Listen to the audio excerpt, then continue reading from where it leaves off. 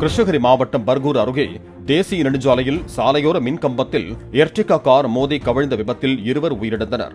படுகாயமடைந்த ஒருவர் கிருஷ்ணகிரி அரசு மருத்துவமனையில் சிகிச்சைக்காக அனுமதிக்கப்பட்டிருக்கிறார். ராணிப்பேட்டையில் இருந்து ஒகேனக்கலுக்கு சுற்றுலா சென்றபோது அதிகாலையில் தூக்க கலக்கத்தில் இருந்த டிரைவர் மின்கம்பத்தில் காரை மோதி விபத்து ஏற்பட்டதாக போலீசார் தெரிவித்தனர்.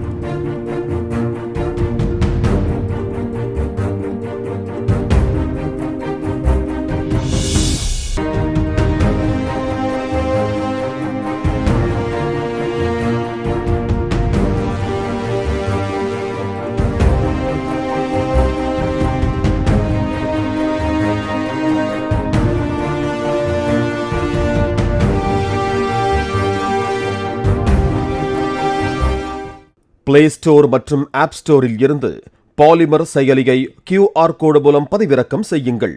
செய்திகளை உடனுக்குடன் பெறுங்கள்.